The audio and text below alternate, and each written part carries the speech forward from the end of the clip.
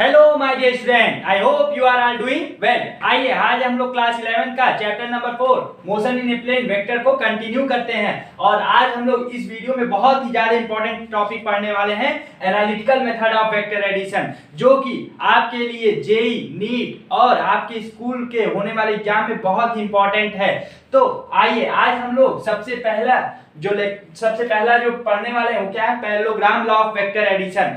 तो इसमें दो लॉ आते हैं, एक है triangle law of vector addition, दूसरा है parallelogram law of vector addition. तो एनालिटिकल मेथड मैंने अपने पिछले लेक्चर वीडियो में बताया हुआ है कि वहां पर हम क्या पढ़ते हैं या यहाँ पर हम क्या पढ़ने वाले हैं, इसको फार्मूले से कैसे हम ऐड करते हैं, या कोई दो वेक्टर आपको दे दिया गया है और उसमें वो दो वेक्टर के साथ कुछ एंगल भी बन रहा है, तो उस एंगल का कैसे हम कंट्रीब्यूट करके और कैसे एक फार्मूला बनाएंगे और उसको एडिशन में इस्तेमाल करेंगे। तो देखिए वो फार्मूला क्या बनने वाला है अभी जो हम लोग पढ़ेंगे, और वो फार्मूला क्या आ जाएगा, magnitude of vector R equal to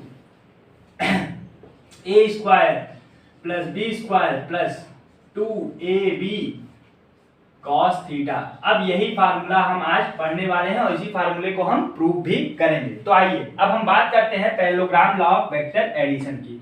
तो यहाँ पर देखिए, मान लीजिए कि ये एक वेक्टर ए है और दूसरा कोई वेक्टर ये वेक्टर बी है, और ये दोनों वेक्टर इंक्लाइंड हो रहे हैं किस एंगल पे, थीटा एंगल पे ये दोनों ही वेक्टर इंक्लाइंड हो रहे हैं। और ये दोनों वेक्टर क्या रिप्रेजेंट कर रहे हैं, both magnitude and direction, and these two vector represent the adjacent side of the parallelogram. और फिर हमने इस पैरेललोग्राम को पूरा कर लिया, और फिर इन्हीं दो वेक्टर के टेल से टेल जब ज्वाइन होते हैं तो इन्हीं दो वेक्टर के टेल से टेल ज्वाइन होने पे हम एक रिजल्टेंट वेक्टर भी बना देंगे। और उसके बाद फिर आइए थोड़ा सा और फिगर को कंप्लीट कर लेते हैं, फिर हम आगे बढ़ते हैं।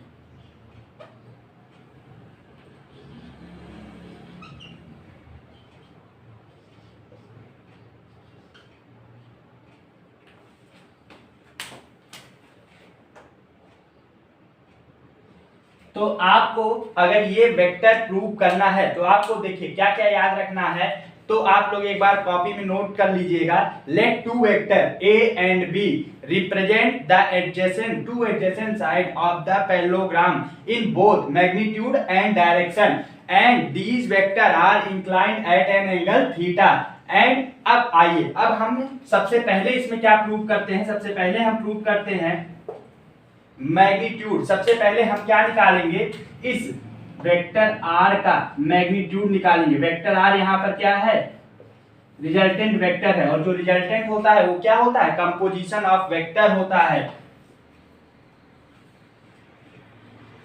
और ये हो जाएगा आपका वेक्टर ए और ये हो जाएगा आपका वेक्टर बी। तो आइए हम देखते हैं, अब सबसे पहले हमें क्या प्रूव करना है।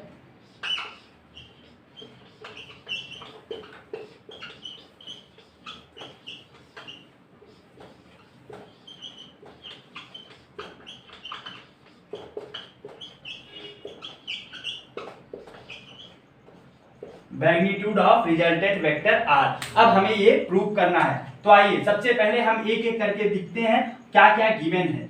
तो इस फिगर से आपको क्या क्या दिया गया है वो देखिए इसमें बच्चे बहुत कंफ्यूज रहते हैं कि मैग्नीट्यूड निकालेंगे या मैग्नीट्यूड का फार्मूला क्या होगा या फिर डायरेक्शन का क्या होगा। तो एक एक करके हम बता रहे हैं और एक एक करके आपको समझ में भी आ जाएगा। तो सबसे पहले देखिए, सबसे पहले क्या इसमें गिवन है कि एक ओपी साइड है और वो एडजेसेंट साइड है किसका, पैरेललोग्राम का। तो OP इक्वल टू किसके बराबर हो जाएगा, वेक्टर A के बराबर हो जाएगा। और यही आपका OP वेक्टर किसके बराबर हो जाएगा, QS वेक्टर के बराबर हो जाएगा, जैसा कि आपको फिगर में दिख रहा होगा। क्यों, क्योंकि in parallelogram parallel sides are equal. उसके बाद फिर हम बात करते हैं OQ वेक्टर की।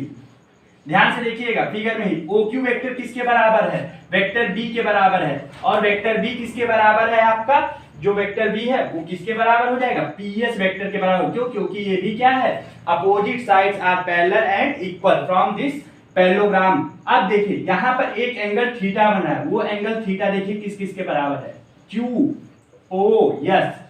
ये जो एंगल है QOP ये एंगल किसके बराबर हो जाएगा, इस एंगल के बराबर हो जाएगा। और ये एंगल क्या हो जाएगा, यस पी एन किसके बराबर हो जाएगा, थीटा एंगल के बराबर हो जाएगा। और ये यहाँ पर जो थीटा बना हुआ है इसको हम क्या कहते हैं, वेक्टर एंगल भी कहते हैं।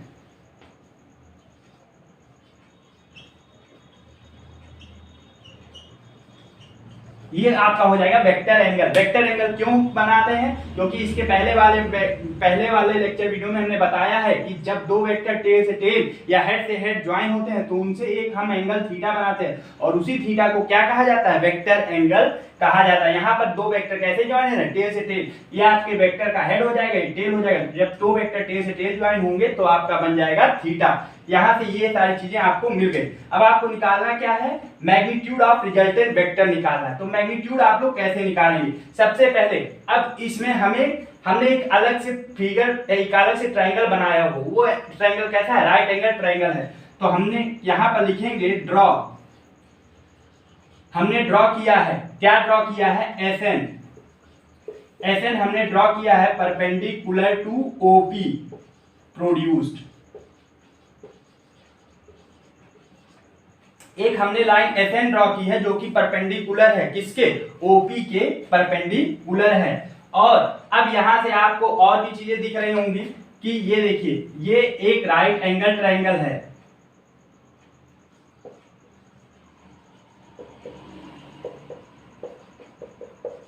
और वो ट्रायंगल क्या हो जाएगा, एस एन पी हो जाएगा। तो यहां से आप लोगों को समझ में आ गया होगा कि एस एन हमने ड्रॉ किया है जो कि ओपी के परपेंडिकुलर है। अब आइए हम देखते हैं एक right angle triangle S N P. अब यहां से हम लेंगे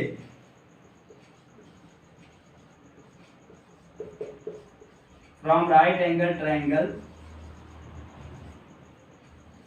राइट ट्रायंगल क्या हो जाएगा, एस एन पी। अब एस एन पी, अब देखिए एस एन पी में हम सबसे पहला एंगल क्या लेंगे, सबसे पहले जो हमें प्रूव करना होता है वो होता है कॉस थीटा। और कॉस थीटा किसके बराबर होता है, बेस बाई हाइपोटेनस के। तो कॉस थीटा इक्वल टू, अब देखिए इस ट्रायंगल में एस एन पी में तो थीटा के सामने वाला एंगल क्या हो जाएगा, थीटा के साथ वाला हो जाता है बेस, और उसके जस्ट बगल वाला क्या हो जाएगा आपका, ये हो जाएगा परपेंडिकुलर और ये हो जाएगा हाइपोटेनस। तो एस एन पी में आपका बेस क्या हो जाएगा, पी एन, और हाइपोटेनस क्या हो जाएगा, पी एस हो जाएगा। तो यहां से आपको क्या मिल जाएगा, P N equal to P S cos theta के बराबर हो जाएगा। और पी एन इक्वल टू हम किसके बराबर लिख सकते हैं, बी कॉस थीटा के बराबर लिख सकते हैं। क्यों, क्योंकि पी एस वेक्टर किसके बराबर हो जाएगा, बी वेक्टर के बराबर है। कहां से आपको पता चला, आपको OQ इस गिवन दिए गए वेक्टर से आपको पता चल गया कि पी एन किसके बराबर हो गया, बी वेक्टर के। अगेन फिर हम इसी ट्रायंगल को लेंगे,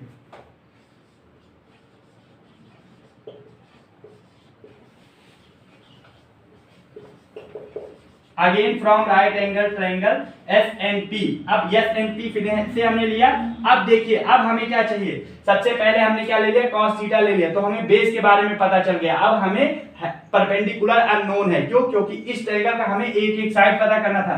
सबसे पहले हमें हाइपोटेनस पता था, उसके बाद हमने बेस पता किया। अब इस ट्रायंगल में अननोन साइड क्या है, अननोन साइड है ये परपेंडिकुलर। अब हम यहाँ से परपेंडिकुलर पता कर सकते हैं। तो देखिए परपेंडिकुलर जब पता करेंगे, अब बहुत लोगों के मन में कंफ्यूजन होता है कि यहाँ पर tan थीटा क्यों नहीं लेते। देखिए tan थीटा जब लेंगे तो ये pn आ जाएगा। अब यहाँ से आपको pn तो पता चल गया, लेकिन अब हमें यहाँ से देखिए ये भी पता है, तो आप sin थीटा भी ले सकते हैं और कंपल्सरी ही sin थीटा ही लीजिएगा। अब देखिए sin थीटा किसके बराबर होगा, परपेंडिकुलर बाई हाइपोटेनस होता है। अब यहाँ पर देखिए तो sin थीटा, अब साइन थीटा में क्या आ जाएगा, S N by P S होता है। अब देखिए यहां से आपको क्या पता चल गया कि S N equal to P S sine theta होता है। तो यहां से आप क्या लिख सकते हैं, S N equal to B sine theta लिख सकते हैं। क्यों, क्योंकि अगेन पी एस किसके बराबर है, बी के बराबर है। तो यहां से आप लोगों को कंफर्म हो गया। अब देखिए अब हम एक लेंगे बड़ा सा ट्रायंगल बाई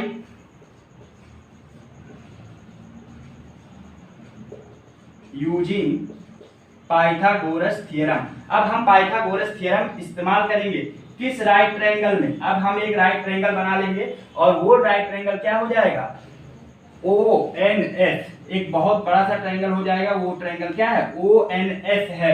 अब जब हम पाइथागोरस थ्योरम उपयोग करेंगे, और हाँ यहाँ से एक बात और आप लोग लिख लीजिएगा कि ये जो OS वेक्टर है, OS किसके बराबर है, वेक्टर R के बराबर है। ये जो पूरा OS है ये किसके बराबर हो जाएगा, वेक्टर R के बराबर हो जाएगा। अब देखिए ONS, अब जब हम ONS लेंगे ट्रायंगल, तो ONS में आपको हाइपोटेनस और परपेंडिकुलर और बेस सब कुछ दिख रहा होगा। तो यहाँ से आप लिख सकते हैं, और पीजीटी थ्योरम क्या कहता है, हाइपोटेनस का स्क्वायर इक्वल टू परपेंडिकुलर का स्क्वायर प्लस बेस का होल स्क्वायर। तो यहाँ से देखिए, यहाँ से हाइपोटेनस क्या आपको दिख रहा है, OS का होल स्क्वायर, और उसके बाद बेस क्या दिख रहा है, ON का होल स्क्वायर, और प्लस, और ये परपेंडिकुलर क्या दिख रहा है, SN का होल स्क्वायर। अब देखिए OS का होल स्क्वायर आपको क्या मिल जाएगा, वेक्टर R का होल स्क्वायर मिल जाएगा।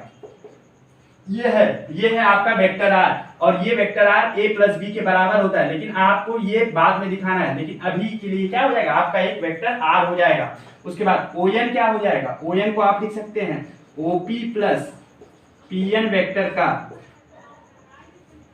ये होल स्क्वायर हो जाएगा, प्लस, और SN किसके बराबर हो जाएगा, SN तो SN के बराबर ही रह जाएगा। अब देखिए, अब यहां से OP को आप क्या लिख सकते हैं, OP को आप लिख सकते हैं A वेक्टर प्लस, और यहां से PN को क्या लिख सकते हैं, PN को आप यहां से लिख सकते हैं B cos थीटा का होल स्क्वायर प्लस, और यहां से SN क्या लिख सकते हैं, SN को आप लिख सकते हैं B sin थीटा का होल स्क्वायर।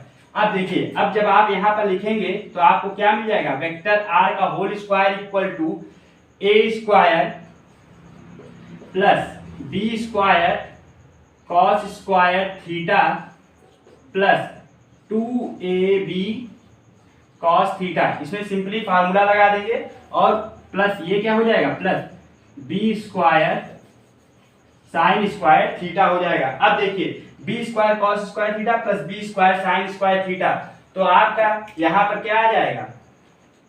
अब हम इसको यहाँ पर मान लीजिए लिख देते हैं, यहाँ पर ध्यान दीजिएगा। देखिए अब यहाँ पर लिखते हैं जब, तो vector R square equal to A square plus B square cos square theta plus B square sine square theta. तो B स्क्वायर कॉमन ले लेंगे, तो यहाँ पर क्या आ जाएगा, sine square theta plus cos square theta plus 2AB cos theta आ जाएगा। तो यहां से आपका क्या आ जाएगा, अब देखिए, अब हम यहां से लेंगे, जब इस रूट को इधर भेजेंगे तो आपका क्या आ जाएगा, A square plus B square plus 2AB cos theta. अब हमें यहाँ पर अक्सर आप लोग फार्मूले में देखे होंगे कैसे लिखा रहता है, कुछ इस प्रकार से लिखा रहता है, vector R mod of vector R।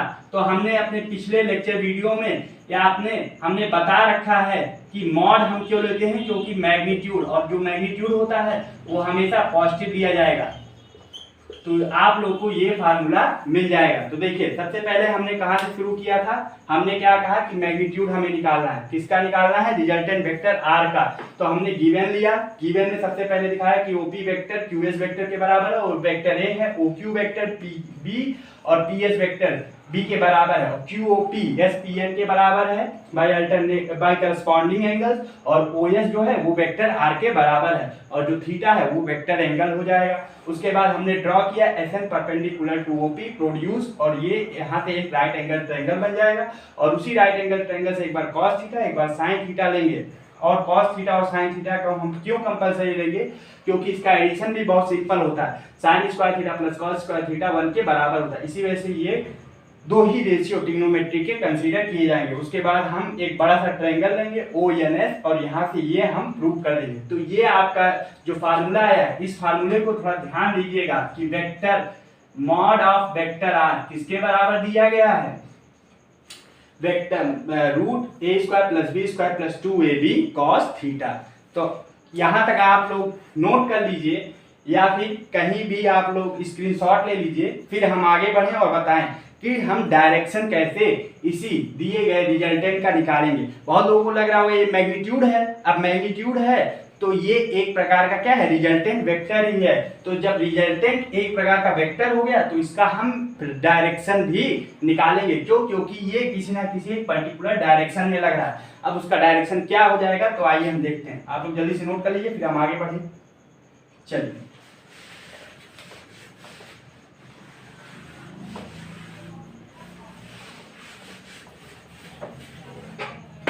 तो देखिए यहाँ पर अब हम क्या निकालने वाले हैं, डायरेक्शन।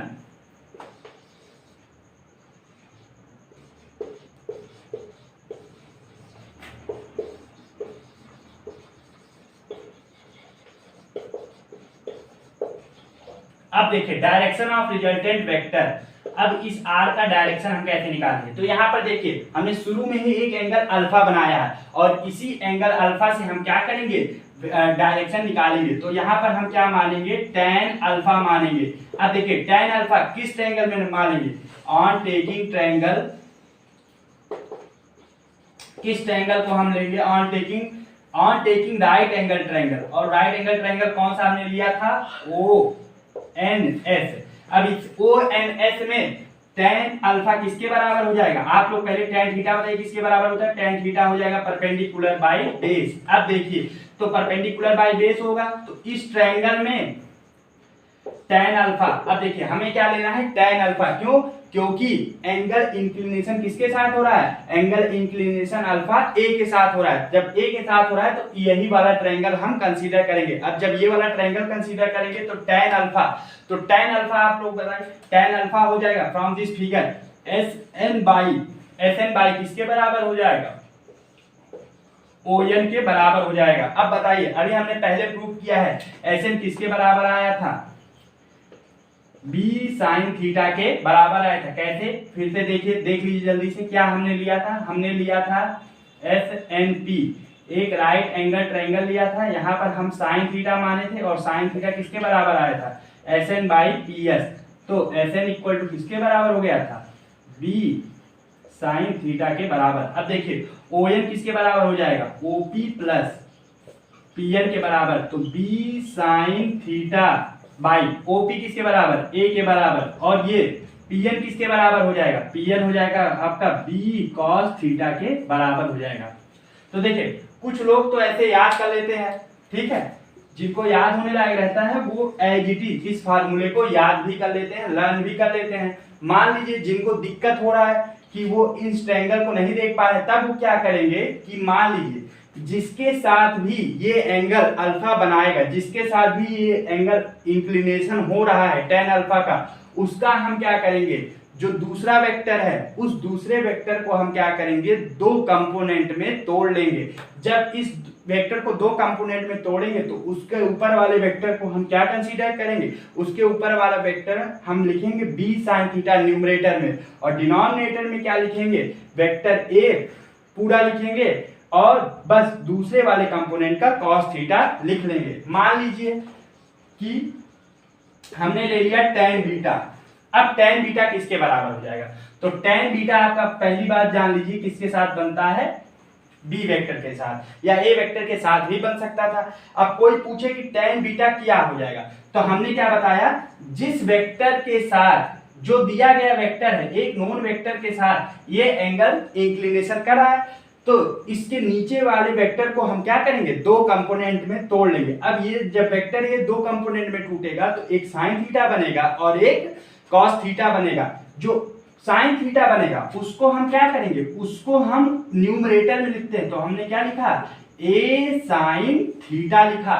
और जो दूसरा डिनोमिनेटर में लिखना है तो दूसरा, पहला वाला तो एज इट इज लिख देंगे, प्लस दूसरा वाला जो वेक्टर लिखेंगे तो दूसरा वाला वेक्टर हम क्या करेंगे, प्लस में इसी का हम क्या करेंगे, कॉस थीटा वाला टर्म लिख देंगे। तो फिर से देखिए हमने क्या बताने की कोशिश कर रहे हैं कि आपको इस फिगर की भी जरूरत ना पड़े और कोई भी फिगर दिया रहे और उसका डायरेक्ट आपसे पूछ ले कि tan अल्फा tan बीटा क्या होगा, तो आप लोग क्या बताएंगे कि जो भी एंगल इंक्लिनेशन कर रहा है किसी भी दिए गए नोन वेक्टर के साथ, तो उस वेक्टर का जो दूसरा वाला वेक्टर है उसका हम दो कंपोनेंट करेंगे, और जो दूसरा कंपोनेंट करेंगे तो उस वेक्टर का दूसरा कंपोनेंट डिनोमिनेटर में b sin थीटा, मतलब कि उस दूसरे कंपोनेंट वाले वेक्टर का sin थीटा वाला कंपोनेंट हम न्यूमरेटर में लिखते हैं, और डिनोमिनेटर में क्या लिखते हैं, डिनोमिनेटर में लिखते हैं एज इट इज पूरा, और प्लस में क्या लिखेंगे, इसी वेक्टर कंपोनेंट का कॉस वाला टर्म हम लिख देंगे। तो आप लोगों को अगर ये हमारे बात समझ में ना आया होगा तो फिर से वीडियो को रिपीट करके देख लीजिएगा। अगर आप लोग को ये बात समझ में आ जाएगी तो कोई भी ट्रायंगल दिया है, आप उस ट्रायंगल का दिया गया वेक्टर का आसानी से क्या बता सकते हैं, आसानी से आप लोग डायरेक्शन बता सकते हैं। तो आई होप, बाकी आपकी इच्छा है, अगर आप ऐसे समझ आ जाते हैं तो ऐसे भी समझ सकते हैं, आप रट भी सकते हैं कि tan alpha b sin theta by a plus b cos theta होता है, और tan beta a sin theta by b plus a cos theta होता है। अब इसके बाद हम फिर बात करने वाले हैं सम स्पेशल केसेस। आप लोग इसको भी राइट डाउन कर लीजिए, फिर हम आगे बढ़ें और बात करें। कुछ स्पेशल केस होते हैं इसमें। अब आप लोग को समझ में आ रहा होगा कि ये स्पेशल केस थीटा के ऊपर ही बनेगा, क्यों, क्योंकि दिया गया वेक्टर तो कुछ भी हो सकता है, लेकिन ये थीटा अलग अलग इंक्लाइन कर सकते हैं। तो आइए हम बात करते हैं थीटा के ऊपर।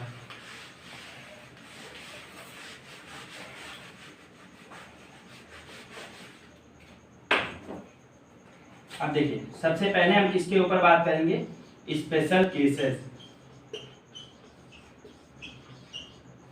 और फिर अभी इसके ऊपर कुछ बेस्ट न्यूमेरिकल भी कराएंगे ताकि आप लोग का ये कॉन्सेप्ट एकदम क्लियर हो जाए। तो मान लीजिए सबसे पहले क्या हो जाएगा, अगर थीटा इक्वल टू क्या हो जाए, 0 डिग्री हो जाए, तो मैग्नीट्यूड ऑफ वेक्टर आर क्या आएगा, इसका मतलब इसका मैग्नीट्यूड या रिजल्टेंट क्या आएगा। तो आप लोगों को क्या फार्मूला पता है, vector A square plus B square plus 2ab cos theta.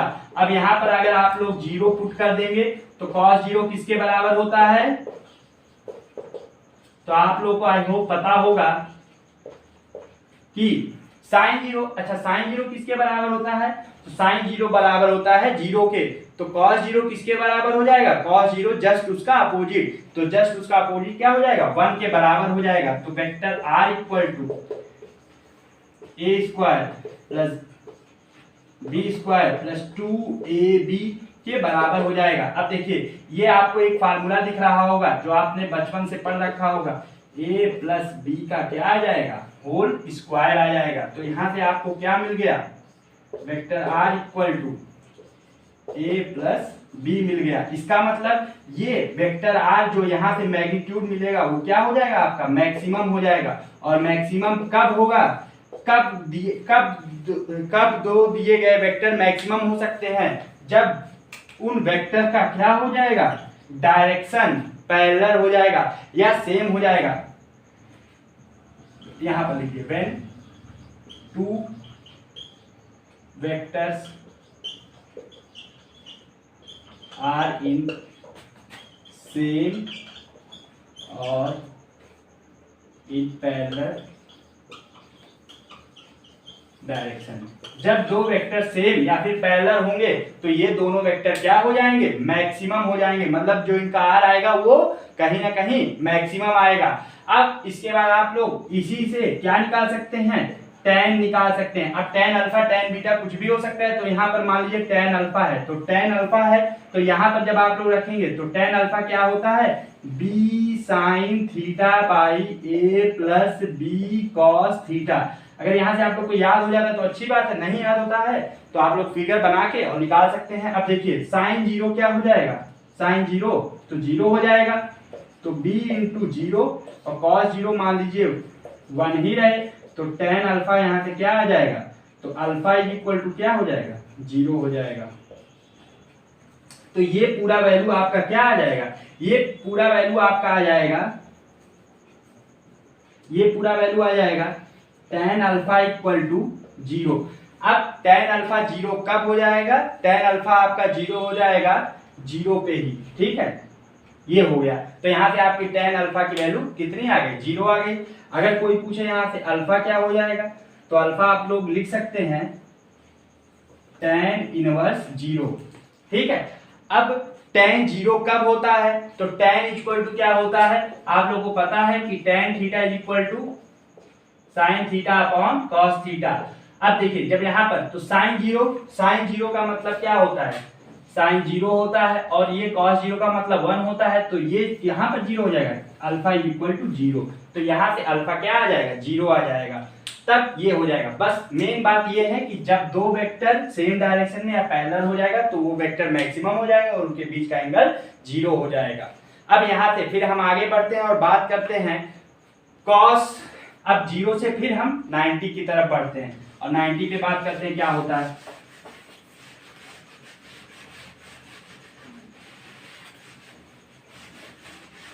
अब देखिए, अब थीटा इक्वल टू अगर हम 90 रख दें, जब 90 डिग्री रखेंगे तो फिर से आपका मैग्नीट्यूड कितना आ जाएगा? तो आप लोग को आई होप फार्मूला याद हो गया होगा, a square plus B square plus 2ab cos 90 degree. अब देखिए cos 90, तो cos 90 किसके बराबर हो जाएगा? तो cos 90 आपका हो जाएगा 0 के बराबर। तो यहाँ से क्या आ जाएगा? a square plus B square plus 0 आ जाएगा। क्यों? क्योंकि यहाँ से cos 90 डिग्री आप लोग याद कर लीजिए किसके बराबर हो जाएगा? 0 के बराबर हो जाएगा। तो vector R mod of vector R किसके बराबर हो जाएगा? a square plus B square के बराबर हो जाएगा। अब देखिए अगर कोई पूछे tan अल्फा किसके बराबर होगा, तो tan अल्फा क्या लिखेंगे? b sin theta by a plus b cos 90 degree. यहाँ पर भी 90 डिग्री और यहाँ पर भी 90 डिग्री। तो यहाँ पर देखिए tan अल्फा किसके बराबर आ जाएगा? tan अल्फा आ जाएगा b sin थीटा, ये 1 के बराबर और ये पूरा 0। तो tan alpha equal to b by a। तो अल्फा इक्वल टू क्या आ जाएगा? अल्फा इक्वल टू आ जाएगा tan inverse b by a के बराबर आ जाएगा। अब मान लीजिए b बाई a सॉल्व हो जाएगा, मान लीजिए कट के √3 आ गया तो आप अल्फा की वैल्यू कुछ भी बता सकते हैं। मान लीजिए 1 आ गया तो tan इनवर्स 45 हो जाएगा, तो आपका अल्फा हो जाएगा 45 डिग्री। उसके बाद हम बात करते हैं theta is equal to 180 degree की। थोड़ा जल्दी जल्दी देख लीजिएगा ताकि दिक्कत भी ना हो आप लोगों को। अब देखिए theta is equal to 180 degree, तो वेक्टर आर किसके बराबर हो जाएगा? a square plus B square plus 2ab cos 180 degree. अब cos 180 डिग्री भी बच्चे याद किए रहते हैं कि a square plus B square minus 2ab cos। क्यों? क्योंकि cos 180 डिग्री किसके बराबर होता है? cos 180 होता है -1 के बराबर। और ये किसके बराबर हो जाएगा? Mod of vector R. तो मॉड ऑफ वेक्टर आर किसके बराबर हो जाएगा? यहाँ पर आ जाएगा आपका a माइनस बी का होल स्क्वायर। तो मॉड ऑफ वेक्टर आर किसके बराबर हो जाएगा? a minus B. तो यहाँ पर ये क्या आ गया? मिनिमम आ गया। देखिए 0 में मैक्सिमम, यहाँ पर मिनिमम। तो यहाँ पर when two vectors are in opposite direction, जब दो वेक्टर अपोजिट डायरेक्शन में होंगे तो वो क्या हो जाएंगे? then their resultant vector is minimum। और ये वेक्टर कैसा? एक वेक्टर ए है एक वेक्टर बी है, दोनों के बीच में एंगल कितना बन रहा है? मैक्सिमम 180 डिग्री बन रहा है। और किसी भी दो वेक्टर के बीच में एंगल कितना बनता है? 180 डिग्री ही बनता है। तो यहाँ तक आप लोग नोट कर लीजिए, फिर हम इस पे आप लोग को कुछ क्वेश्चन कराएंगे जो कि बहुत अच्छे क्वेश्चन है और कर लेंगे आप लोग, तो आप लोग को एकदम समझ में आ जाएगा कि पैरेललोग्राम लॉ ऑफ वेक्टर क्या है, उसका कैसे इस्तेमाल करेंगे और उसका दिए गए क्वेश्चन में हम कैसे उपयोग कर सकते हैं। तो यहाँ तक आप लोग नोट कर लीजिए, फिर हम आगे बढ़ते हैं। आइए अब हम इस क्वेश्चन को देखते हैं एक एक करके। तो सबसे पहला क्वेश्चन क्या दिया हुआ है? Mod of vector A plus mod of vector B is less than और equal to mod of vector A plus mod of vector B. तो उनके बीच का हमें एंगल बताना है। तो आप लोग पहले ये बताइए, क्या ये दो वेक्टर आपस में इक्वल हो सकते हैं? और इक्वल होंगे तो कब होंगे? या ये दिया गया वेक्टर इस वेक्टर से छोटा होगा? तो आपको ये दोनों कंडीशन प्रूव करना है। तो आप कैसे इस को प्रूव करेंगे या इसका सोल्यूशन क्या लिखेंगे? तो यहाँ पर हम पढ़ सकते हैं। तो देखिए सबसे पहले क्या पढ़ेंगे, यहाँ पर हम थीटा निकालेंगे। अब थीटा अगर आपने निकाल लिया इन दो वेक्टर का तो आपका ये क्वेश्चन बहुत ही आसान हो जाएगा। तो देखिए परेशान मत होइएगा ऐसे क्वेश्चनों को देख के, काफी अक्सर बच्चे परेशान हो जाते हैं और रट लेते हैं, तो रटने की जरूरत बिल्कुल भी नहीं है। तो देखिए क्या करेंगे, if theta be the angle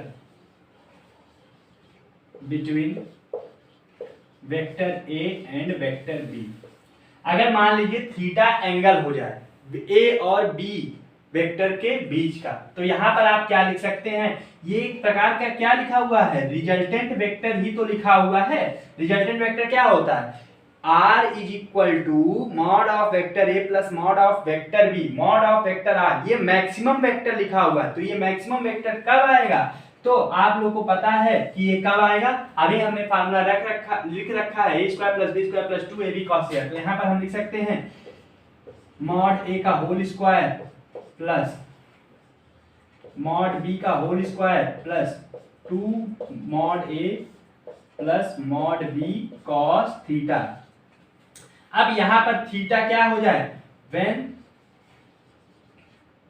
cos theta equal to 1 हो जाए। अगर cos थीटा 1 हो जाए it means theta equal to 0 degree. अगर थीटा 0 डिग्री हो जाता है तो यहां से आपको क्या मिल जाएगा, mod of vector A plus mod of vector B equal to mod A square plus mod of vector B का होल स्क्वायर प्लस 2ab। क्यों, क्योंकि यहां पर cos 0 डिग्री, तो यहां से आपको मिल जाएगा mod of vector A plus mod of vector B equal to, यहां से आपको क्या मिल जाएगा, mod of vector A square plus mod of vector B square plus 2 mod A vector mod B vector के बराबर। तो यहां से आपको मिल जाएगा mod of vector A plus mod of vector B equal to root mod of vector A plus mod of vector B का whole square. अब देखिए जब ये हटेगा तो mod of vector A plus mod of vector B equal to root mod A plus mod B के बराबर। तो यहां से आपको दिख रहा है ये इक्वल हो गया। अगर ये इक्वल हो गया तो जाहिर सी बात है ये इससे छोटा भी हो सकता है। देन क्या लिख सकते हैं, मॉड ऑफ वेक्टर, तो आप लिख सकते हैं यहां पर then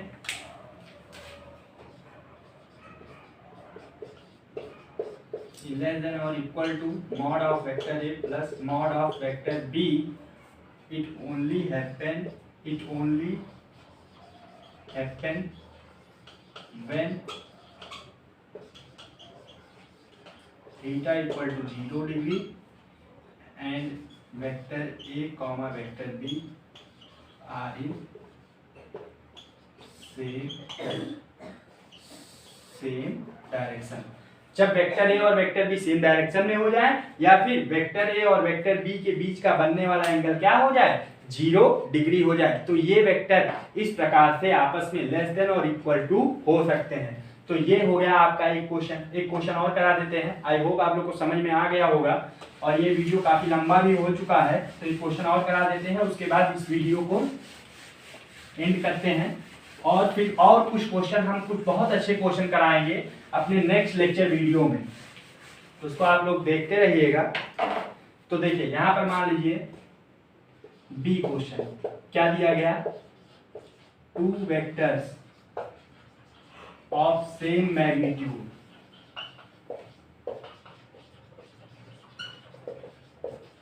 is 5 Newton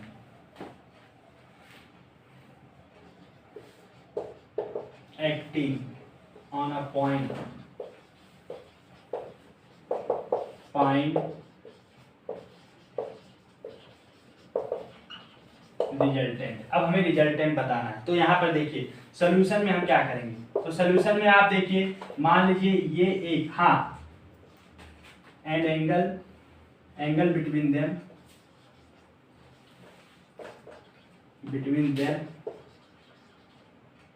is 60 degree और उनके बीच में एंगल कितना है, 60 डिग्री। ये मान लीजिए ये कोई वेक्टर है 5 न्यूटन का, दूसरा ये कोई वेक्टर है 5 न्यूटन का, तो उनका रिजल्टेंट कुछ ऐसे बन जाएगा और यहाँ से हम ड्रॉ कर लेंगे और उनके बीच का एंगल कितना दिया है, 60 डिग्री दिया है। तो यहाँ पर अब आप लोग को निकालना है सबसे पहले मैग्नीट्यूड। अब मैग्नीट्यूड कैसे निकालेंगे, तो देखिए सबसे पहले मैग्नीट्यूड निकालने का क्या तरीका होता है, मॉड ऑफ वेक्टर आर लिखेंगे, A square plus B square plus 2ab cos theta. Mod of vector R लिखेंगे, मॉड ऑफ वेक्टर आर लिखेंगे तो ये 5 का स्क्वायर, इसमें से ये मान लेंगे ये वेक्टर ए के बराबर है, ये वेक्टर बी के बराबर है, प्लस 5 का square plus 5 into 5 cos 60 degree. अब देखिए तो ये कितना आ जाएगा 25 प्लस 50 मल्टीप्लाई 1/2, तो ये थे, ये कैंसिल हो जाएगा तो ये भी आ जाएगा, तो कितना आ जाएगा 25 प्लस 25 तो 75, तो कितना आ जाएगा 25 है, ठीक है, तो 5√3 आ जाएगा। तो आपका मैग्नीट्यूड कितना आ जाएगा, मैग्नीट्यूड देखिए आपने निकाल लिया, इतने न्यूटन का मैग्नीट्यूड लग रहा है। अब कोई पूछे, अब आइए अब हम निकालते हैं tan अल्फा की वैल्यू, और tan अल्फा की वैल्यू अगर आप लोगों ने निकाल लिया तो आप लोगों को ये पूरा क्वेश्चन समझ में आ जाएगा।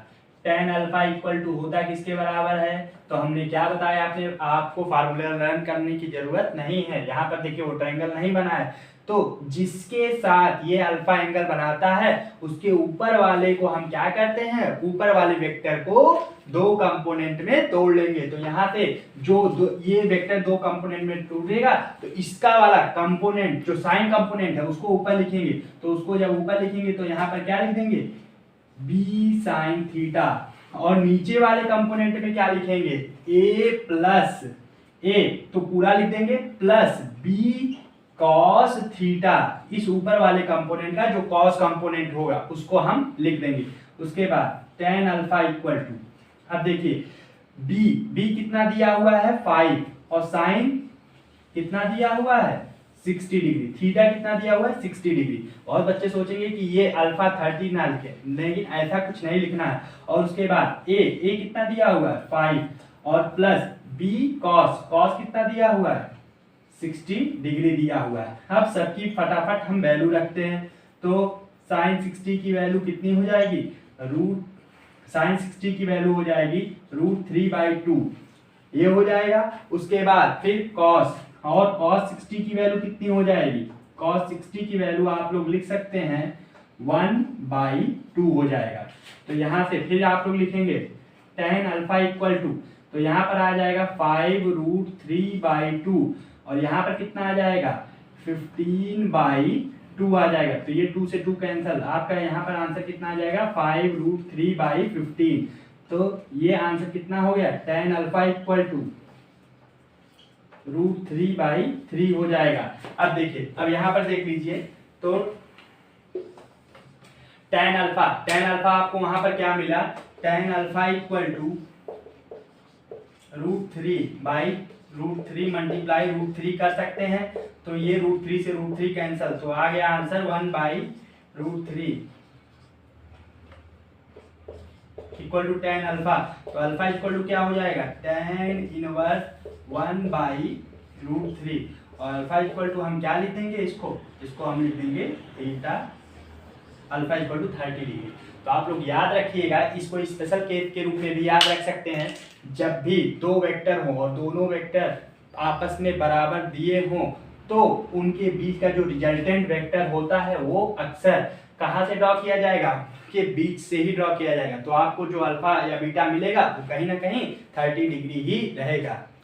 तो आप लोग को ये वीडियो लेक्चर कैसा लगा, अपने कमेंट सेक्शन में आप लोग जरूर कमेंट करिएगा, और इस वीडियो लेक्चर को आप लोग जरूर अंत तक देख लीजिएगा ताकि आपके सारे डाउट क्लियर हो जाएं। खास करके ये अल्फा और बीटा जो डायरेक्शन वाला पोर्शन है वो आप लोग का क्लियर हो चुका होगा, और कैसे हमें इस्तेमाल करना है ये भी क्लियर हो चुका होगा। तो आप लोग इस वीडियो लेक्चर का कमेंट सेक्शन में जरूर कमेंट करिएगा। धन्यवाद। तो मिलते हैं अगले लेक्चर में विद सम बेस्ट न्यूमेरिकल।